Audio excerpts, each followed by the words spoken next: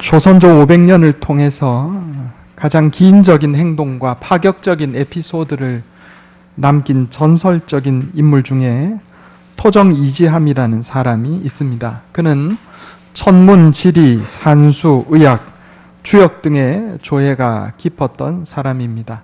오늘날도 매년 초가 되면 이 토정 이지함 선생에게서 유래된 토정 비결, 이거 가지고 사람들이 점을 많이 봐요.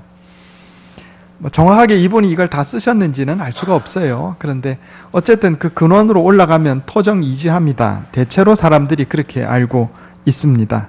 이 토정 이지함 선생의 스승이 누구냐 하면 화담 서경덕 선생이라고 합니다. 여러분, 서경덕 하면 조선시대 때 유명한 기생이었던 황진이와의 에피소드 때문에 또 유명해진 사람이 바로 이 화담 서경덕 선생입니다. 이 화담 선생이 죽을 때가 돼서 제자인 토정 이지함에게 현실적인 가르침을 주려고 함께 팔도를 유랑한 적이 있었다고 그럽니다. 밀양에서 있었던 이야기입니다. 길을 잘못 들어서 며칠째 굶주림에 시달리던 이 화담 선생과 토정 이지함 선생 그 일행이 마침 마을을 발견해서 이제 밥을 좀 얻어 먹으려고 주막을 들어갔는데 주막에 빗장이 걸려 있는 거예요. 또 들어가 보니까 사람이 없어요. 주변에 민가에 들어가 봐도 사람이 없고, 그래서 할 수 없이 근처에 있는 절이라도 찾아가서 밥을 얻어 먹으려고 절에 갔더니 절에도 사람이 없어요. 그래서 낙심해서 내려오다 보니까 냇가가 있는데 냇가에 나무로 된 다리 하나 걸쳐져 있고 거기 나이 40쯤 돼 보이는 포졸 한 명이 힘없이 앉아서 꾸벅거리고 앉아 있는 겁니다. 그래서 연유를 물으니 이 주변에 전염병이 퍼져가지고 죽을 사람 죽고 마을 사람 다 도망갔다는 거예요. 심지어 절에 있는 승려도 다 도망가고, 그래 나라에서 명령이 내려와서 자기는 여기 지나가던 사람들 혹시 마을에 들어가서 전염병 옮을까 싶어서 못 들어가게 여기 마을 입구 냇가를 지키고 있는 거라고 이렇게 이야기를 하는 겁니다. 원래 그곳을 지키는 포졸이 10명이 있었는데 9명 도망가고 자기 혼자 남아서 지키고 있다, 이런 얘기입니다. 그래서 화담 서경덕 선생이 물었습니다. 도망가지 않고 어떻게 혼자 이렇게 남아있소? 이렇게 물으니까 그가 대답하는 말이, 내 비록 먹을 것 없어 포졸 노릇 시작했지만 내가 도망하면 여기 누가 지킵니까? 맡은 일은 끝까지 해야 되지 않겠소? 이렇게 대답을 하더라는 거죠. 서경덕 선생이 제자들을 둘러보면서 하는 이야기가, 저런 사람의 운명은 감정할 수가 없다. 왜냐하면 저렇게 의연하니 의지가 강하고 굳세어 끄덕없는 사람은 운명도 비껴가기 때문이다. 이렇게 가르쳤다고 그럽니다. 일반적으로 세상 사람들이 말하는 운명이라고 하는 것은 태어날 때부터 정해진 숙명, 즉 어떤 초자연적인 힘에 의해서 삶의 기륭화복이 결정되는 것을 운명이라 이렇게 얘기합니다. 그래 옛날 우리 조상들은 사주팔자를 봤어요. 사주팔자가 뭐냐면 사람의 생년, 생월, 생일, 생시, 요거를 이제 그 날짜나 이런 걸 한문으로 2자씩 이렇게 해가지고 8자가 나오는 거예요. 그것 가지고 이 사람의 운명을 점쳤다. 간지 8자를 가지고 운명을 점쳤다, 이런 이야기입니다. 동양만 그랬나요? 서양도 마찬가지예요. 어떤 사람이 언제 태어났느냐 가지고 그 사람의 별자리를 따집니다. 그래서 그 별자리 가지고 운명이 정해졌다, 이렇게 생각을 했어요. 또 카드를 가지고 점을 치기도 합니다. 이런 운명론은 한마디로 성경에서는 이런 운명론을 뭐라고 하냐면 세상풍조다, 이렇게 얘기합니다. 한번 찾아보겠습니다. 에베소서 2장 2절.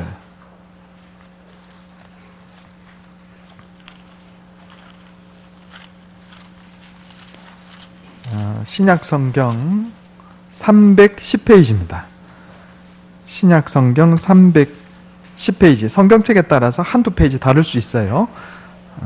신약성경 310페이지 에베소서 2장 2절. 같이 한번 읽어보겠습니다. 에베소서 2장 2절. 자, 시작. 그때 너희는 그 가운데서 행하여 이 세상 풍조를 따르고 공중의 권세 잡은 자를 따랐으니 곧 지금 불순종의 아들들 가운데서 역사하는 영이라. 아멘. 이 세상 풍조라고 우리가 번역을 했는데 원래 헬라어 단어가 뭐냐면 아이온 호 코스모스 이렇게 돼 있어요. 아이온 호 코스모스. 이 아이온이라는 말은 번역하기가 참 쉽지 않습니다. 아이온이라는 말은 세대 이런 뜻이에요. 세대. 코스모스 이거는 우주 이런 뜻입니다. 우주. 그러니까 말 그대로 하면 우주, 온 세상 세대 이게 말이 겹치는 것 같은데 이 아이온이라고 하는 말은 이 헬라 시대 때 이 세상을 움직이는 어떤 영적인 세력에 대한 그런 용어였어요. 이걸 쉽게 풀이하면 불신 세상을 움직이는 영적인 시스템 이렇게 얘기할 수 있습니다. 쉽게 표현하면 세상 풍조가 뭐냐면 불신 세상을 움직이는 영적인 시스템. 다시 말해서 하나님을 알지 못하고 믿음이 없는 세상 사람들 가운데 역사하는 영적인 시스템을 세상 풍조라 이렇게 얘기합니다. 이 세상 풍조에 속한 운명의 법칙이 세상 사람들을 지배하고 있다 이런 얘기입니다. 그런데 금방 우리 에베소서 2장 2절에 말씀드린 것처럼 자, 그것은 불순종의 아들들 가운데서 역사하는 시스템입니다. 그러므로 이 세상 풍조에 속한 운명의 법칙은 하나님의 은혜의 능력 안에서 살아가는 그리스도인들에게는 해당되지 않는다 이런 얘기입니다. 한번 생각해 보세요. 토정 비결을 만든 토정 이지함 선생의 스승인 화담 서경덕 선생도 말하기를 한 사람의 의지가 굳건하면 운명도 그를 비껴간다 그랬는데 여러분 이것은 개인의 의지도 아니고 하나님의 은혜의 능력은 뭐 오죽하겠습니까? 일개 한 사람의 의지가 운명을 변화시킬 수 있다면 우주를 창조하시고 섭리하시는 하나님의 은혜의 능력이 임하면 그 사람의 운명이 얼마나 더 바뀌겠냐 이런 얘기입니다. 우리가 예수 그리스도를 믿고 하나님의 성령께서 내 영혼에 내주하시면 불신 세상에 역사하는 영적인 시스템인 그런 운명론 체계는 우리에게 더 이상 유효하지 않다 이런 얘기입니다. 우리 인생을 섭리 주관하시는 하나님의 은혜의 능력이 성도의 삶을 보호하고 운명을 변화시켜서 인도해 주시기 때문입니다. 오늘 본문 말씀에 자신의 운명을 극복한 한 사람의 시각장애인에 대한 이야기가 기록되어 있습니다. 이 이야기는 오늘날 우리에게 꽤 유명합니다. 이 사람의 이름은 꽤 유명한 이름이에요. 복음송에도 나와요. 예수님이 말씀하시니 바디메오가 눈을 떴다네. 바로 그 바디메오가 여기 지금 예수님이 말씀하시니 물이 변하여 포도주 됐네. 예수님이 말씀하시니 바디메오가 눈을 떴다네. 그 바디메오가 오늘 여기 나와요. 바디메오가요 예수님께 칭찬받은 사람이에요. 오늘 본문 말씀에 보면 예수님께서 뭐라고 그러냐면 이 바디메오의 눈을 고쳐주시고 가라 내 믿음이 너를 구원하였느니라 이렇게 말씀하셨어요. 예수님이 칭찬한 사람들이 여럿 있는데 그 중에 한 명이 바로 이 소경 바디메오다 하는 겁니다. 제가 전에 하나님의 은혜의 능력과 믿음의 관계에 대해서 설명드린 적이 있습니다. 하나님의 은혜의 능력이 원천이라면 믿음은 그 은혜와 능력을 받아들이는 통로다 이렇게 말씀드렸어요. 저수지가 있다면 이 저수지를 하나님의 은혜라 하면 그 저수지의 물을 각 가정으로 끌어들이는 수도관이 믿음과 같다 이렇게 말씀드렸어요. 여러분 오늘 날씨가 얼마나 덥습니까? 그런데 교회 들어오니까 시원하죠.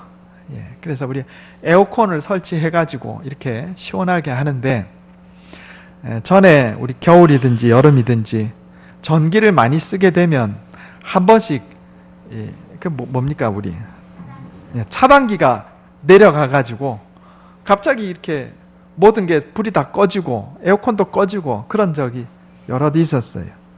그 이유가 뭔고 하니, 우리 교회 건물이 좀 옛날에 지었는데 전원은 충분한데, 다시 말씀드릴게요. 전력은 충분한데 이 전력을 끌어오는 전선이 문제가 있어요. 전선이 너무 작아요. 전선 넣는 통로를 작게 만들어 가지고 굵은 전선을 못 집어넣어요. 그래서 얇은 전선을 집어넣어 가지고 전기를 많이 쓰면 차단기가 뚝 내려서 가고 전기가 끊긴다, 이런 얘기입니다. 전력은 충분한데 전선이 온전치 못하니까 전기를 쓸 수 있어요, 없어요? 진짜 중요한 순간에 전기가 끊겨버리는 거예요. 전선이 문제가 있으니까. 비슷합니다. 여러분, 하나님의 은혜의 능력은 충분해요. 그런데 그 하나님의 은혜의 능력이 내 인생에 임해서 운명이 변화되고 하나님의 능력이 나타나야 되는데 믿음이 부실해. 믿음이. 하나님의 은혜의 능력을 끌어오는 전선과 같은 능력을 하는, 전선과 같은 통로 역할을 하는 믿음이 부실하니까 능력이, 하나님의 은혜의 능력이 나타나다가 끊겨버리는 거예요. 오늘 이 바디메오가 말이죠, 세상의 방식으로 말하면 기구한 운명의 소유자입니다. 시각장애인에다가 거지였어요. 이스라엘 사람들은 사람이 몸이 정상적이냐 아니냐를 가지고 정결한가 부정한가를 따졌어요. 부정하다는 말은 더럽다, 이런 얘기입니다. 사람들이 이 시각장애인을 더럽게 여겼습니다. 그건 굉장히 수치스러운 거예요.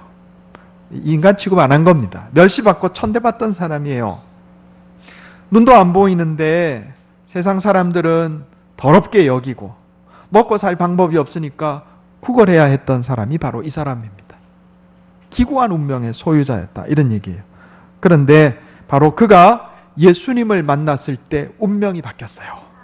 하나님의 은혜의 능력이 임하니 병이 고쳐졌고 그가 예수님을 따라다니는 제자가 됐다, 이런 얘기입니다. 예수님이 이 사람의 믿음을 칭찬했어요. 믿음 칭찬받은 사람이 그렇게 많지 않아요. 그래, 이 바디메오의 믿음이 어떤 믿음이었기에 예수님께 칭찬받고 하나님의 은혜의 능력이 임해서 그의 운명이 바뀌었는가, 그걸 한번 살펴보려고 합니다.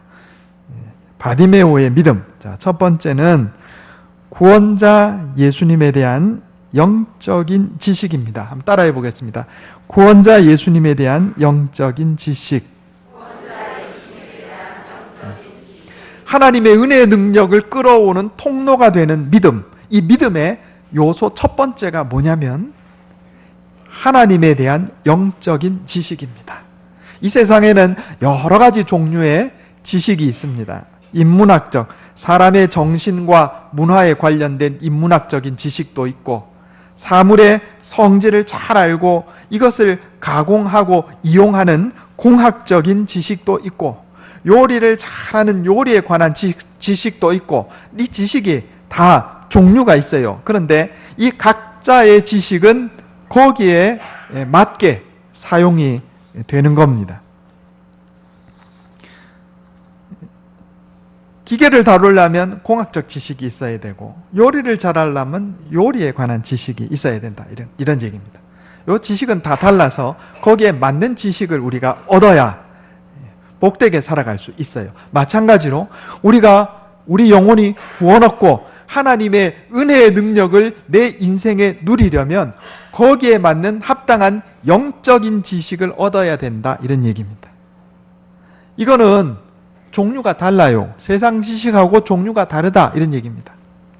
전에 어떤 책에서 읽은 이야기입니다. 미국에서 이민 목회를 하는 목사님이 쓰신 글인데, 요즘은 좀 달라졌지만 한 20, 30년 전만 해도 미국에 이민 간 사람들은 대체로 종류가 몇 가지 안 됐어요. 첫째로 아주 뛰어난 사람들이 미국에 직장을 얻어서 거기서 이제 직장 생활하는 사람들, 또 아주 공부 잘해서 국비 유학생이 돼갖고 미국에 공부하러 온 사람들, 또 일부는 한국에서 죄짓고 도망 온 사람들 조금 있고, 뭐 대충 그렇습니다. 그런데 미국 사회에 가면 한국 사람들 보기 어렵고 도움을 얻기 어렵기 때문에 안 믿는 사람도 다 교회 나왔다 그래요. 요즘은 어떤지 모르겠어요.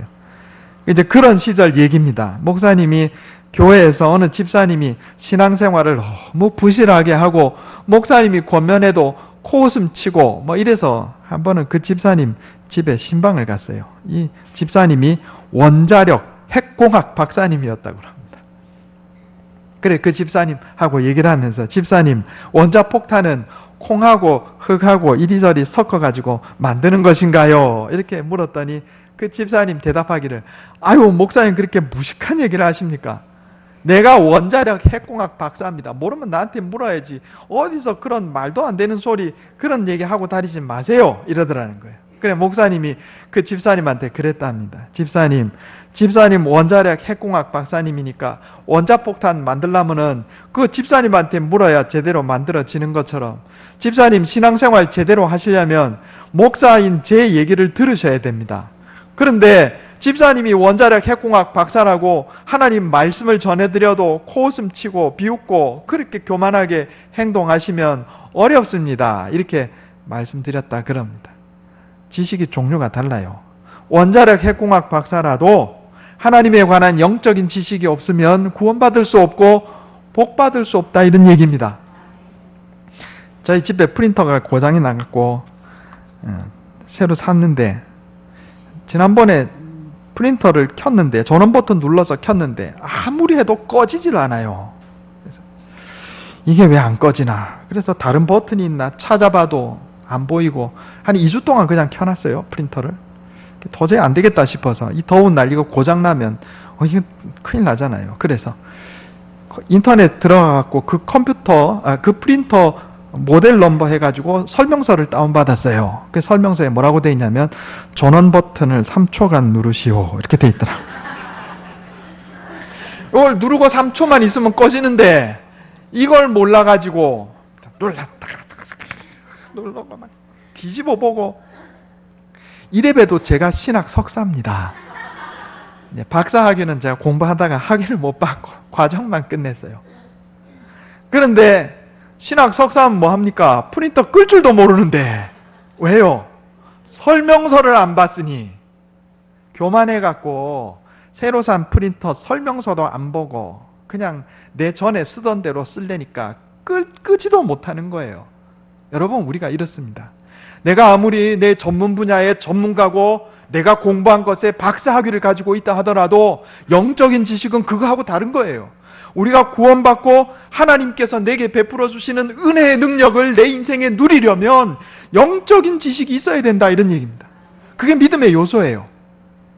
성경 한번 찾아보겠습니다. 요한복음 17장 3절.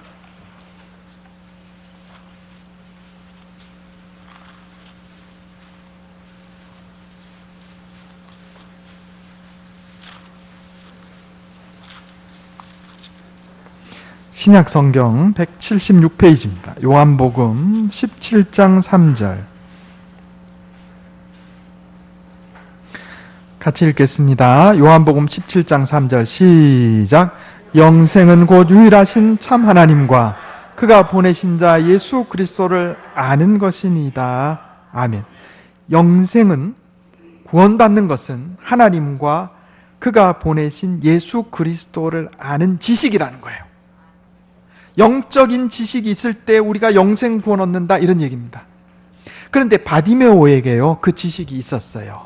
예수님이 오셨다라는 얘기를 들었을 때 바디메오가 뭐라고 그랬냐면, 뭐라고 그랬어요? 다윗의 자손 예수여, 이랬습니다. 당시에 사람들은요, 예수님을 뭐라고 불렀냐면 랍비여 이렇게 불렀어요. 선생님 이렇게 불렀다고요. 그런데 소경, 거지, 여러분 이게 비참한 이름입니다. 이름 앞에 뭐가 붙어요? 소경, 거지. 요즘으로 말하면 보잘것없는 스펙입니다. 보잘것없는 정도가 아니고 아주 천한 스펙입니다. 이 소경 거지 바디메오가 말이죠. 예수님을 뭐라고 부르냐면 구약시대부터 예언되어 오던 나의 구원자 메시아, 이렇게 예수님을 부르고 있는 거예요. 다윗의 자손이란 말의 의미는 거기 있는 겁니다. 메시아가 다윗의 후손으로 오리라는 예언이 있었기 때문에 이 소경 거지 바디메오가 이런 지식을 어디서 얻었을까요? 아마 길거리에서 구걸하면서 예수님에 관한 얘기를 들었을 겁니다. 그리고 예수님을 만났다는 사람이 있으면 붙들고 그분이 무슨 말씀 하시더냐 물었을 겁니다. 그렇지 않고서는 이런 지식을 얻을 수가 없어요. 그는 영적인 지식에 갈급했던 사람이고 예수님이 어떤 분이신지 깨달아 알고 있던 사람입니다. 주변에 많은 바리새인들과 율법학자들이 있었지만 그들이 그저 예수님을 선생님이라고 부를 때 소경 거지 바디메오는요, 예수님이 오셨다는 소식을 듣자마자 다윗의 자손 예수여, 나의 구원자, 나의 메시아시여, 영적인 지식을 고백하고 있어요. 그게 구원받은 겁니다. 그러니까 하나님의 은혜의 능력이 임해서 그의 운명이 바뀐 거예요. 여기 바리새인, 사두개인들, 율법학자들이 있어도요, 운명 바뀐 사람 없어요. 그러나 소경 거지 바디메오는 운명이 바뀌었다, 이런 얘기입니다. 뭐 때문에? 영적인 지식이 있었다, 이런 얘기예요. 여러분, 우리가 주님 앞에 나와 예배드리고 말씀을 듣고 배우고 영적인 지식을 익혀야 됩니다. 그래야 우리가 구원받고 하나님의 은혜의 능력이 내 인생에 임하는 거예요. 두 번째는 은혜를 구하는 겸손함과 간절함입니다. 따라해 보겠습니다. 은혜를 구하는 겸손함과 간절함. 바디메오는요, 예수님을 향해서 나를 불쌍히 여기소서 이렇게 외쳤습니다. 그러니까 사람들이 야, 좀 조용히 해라. 넌 소경에다가 거지 주제 어디 소리 지르냐, 좀 조용해라. 이러니까 바디메오가 더 크게 소리 질러 다윗의 자손 예수여, 나를 불쌍히 여기소서 그랬어요. 그러니까 예수님이 그 모습 보고 데려와라 이랬단 말이에요. 겸손함과 간절함. 겸손함과 간절함은 믿음의 아주 중요한 핵심 요소입니다. 바디메오에게 이런 겸손함과 간절함이 있었기 때문에 예수님께서 그를 주목하셨어요. 당시 바리새인들에게, 율법학자들에게, 사두개인들에게 이런 간절함이 없었어요. 왜일까요? 난 스펙도 충분하고 세상에서도 대접받고 사는데 은혜를 주시려면 주시고 말라면 말고 이랬단 말이에요. 그러니 그들의 인생에 하나님의 은혜 능력이 임했겠어요? 아니에요. 바디메오는 간절했어요. 겸손했어요. 가진 것도 없고 스펙도 보잘것 없었지만 주님을 향해서 겸손하고 간절하게 구하니까 하나님의 은혜의 능력이 임했다, 이런 얘기입니다. 여러분, 나에게 간절함이 있는가 이거 한번 살펴봐야 됩니다. 하나님께 나와 예배드릴 때 간절한 마음으로 예배드리는가? 하나님을 찬송하고 기도할 때 간절한 마음으로 찬송하고 기도하는가? 제가 우리 함께 예배드릴 때 하나님을 찬송 드리는 시간이 있잖아요. 가끔 보면은 여러분들 이렇게 입만 뻐끔뻐끔 붕어처럼 입만 뻐끔뻐끔하고 있으면 제 마음이 무너져요.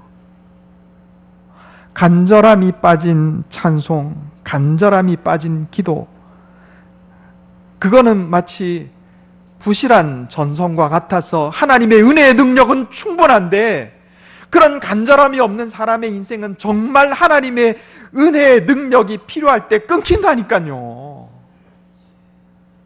믿음의 통로가 부실한데 어떻게 하나님의 능력이 임하냐고요. 혹시 내게 간절함이 부족하지 않은가? 우리가 신앙생활 오래 해서 매너리즘에 빠지면요, 이 자꾸 간절함이 사라져가요. 기도해도 눈물도 안 나고 찬송할 때 지겹고 그런다니까요. 어려워요. 그러면 믿음은 하나님의 은혜의 능력을 받아들이는 통로입니다. 그 믿음의 가장 중요한 요소가 영적인 지식의 겸손함과 간절함이에요. 여러분, 누구에게 하나님의 능력이 임하는지 한번 보세요. 주변을 둘러보세요. 간절하게 하나님의 은혜를 사모하는 자에게 하나님의 능력이 임합니다. 제가 교회 다닌 거 초등학교 2학년 때부터인데 4학년 돼가지고 영락교회를 이제 나갔어요. 영락교회가 당시에 을지로에, 지금도 을지로에 있죠. 을지로 3강가 거기 있는데 서울 곳곳에 영락교회 교회학교 분교를 냈어요. 교회학교.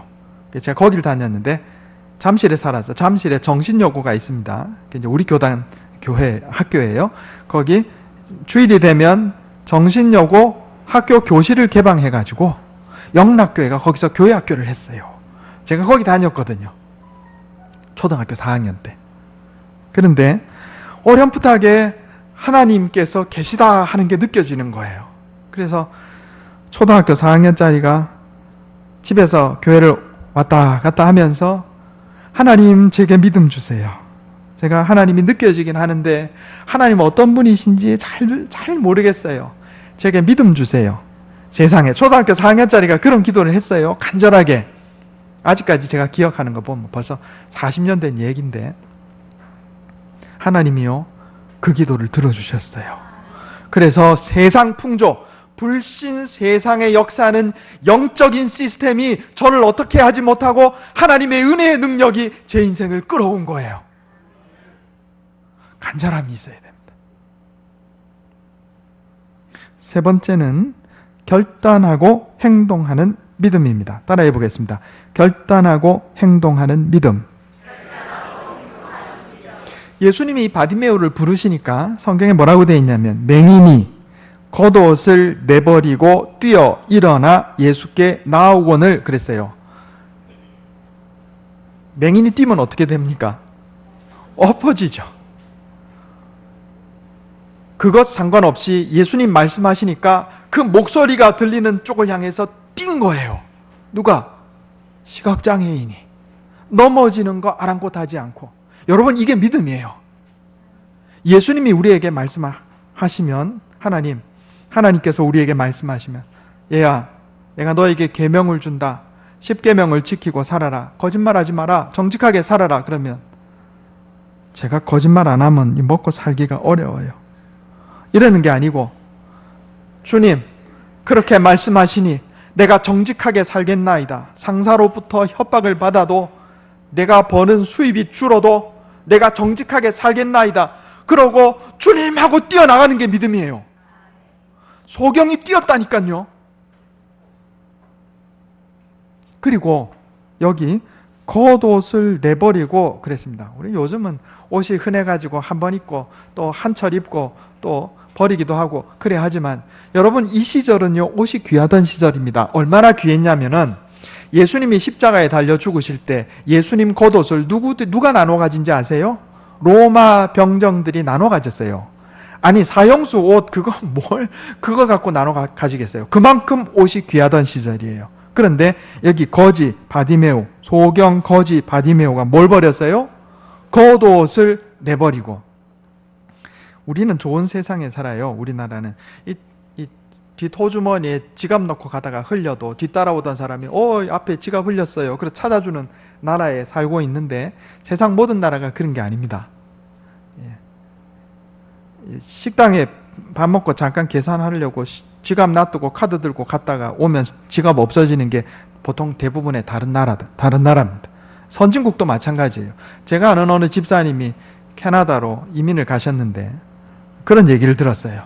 한 번은 공원 앞에다가 차를 세워놓고 차 앞좌석에다가 가방을 놔뒀는데 한 30분 공원에 잠깐 나갔다 들어오니까 앞 유리창 깨져 있고 가방은 온데간데 없더라. 캐나다 선진국이에요. 선진국도 그래요.